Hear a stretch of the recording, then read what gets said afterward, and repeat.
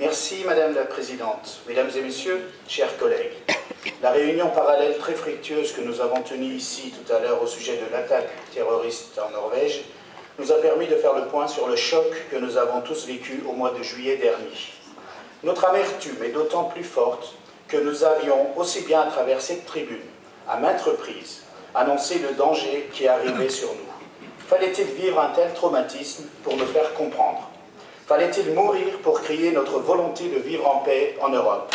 Devons-nous encore mourir par centaines pour faire comprendre que cette peste nous touchera tous? Nous espérons désormais que vous songerez à réagir avec plus de vigueur sans filtrer la moindre once de faiblesse. Chers amis, aujourd'hui, nous sommes tous norvégiens.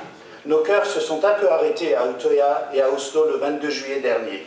Une partie de notre âme a été fauchée dans ce pays qui pourtant était exemplaire par beaucoup d'aspects.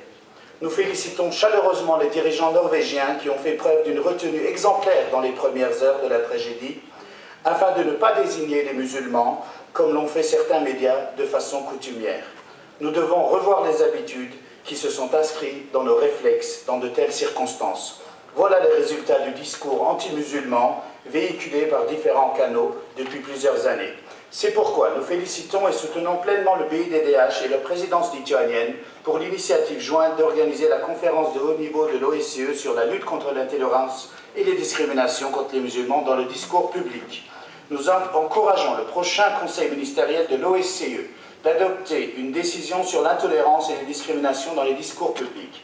Nous espérons que la présidence irlandaise à venir organisera le suivi de la conférence de haut niveau sur la lutte contre l'intolérance et les discriminations contre les musulmans dans le discours public en organisant une réunion d'experts sur cette question dans le but de développer des projets concrets. Enfin, nous encourageons le BIDDH à soutenir la présidence irlandaise à venir dans ses efforts en faveur de la conception et de la mise en œuvre des projets de lutte contre les discours anti-musulmans, y compris dans les médias et les discours politiques. Merci beaucoup. Thank you, sir.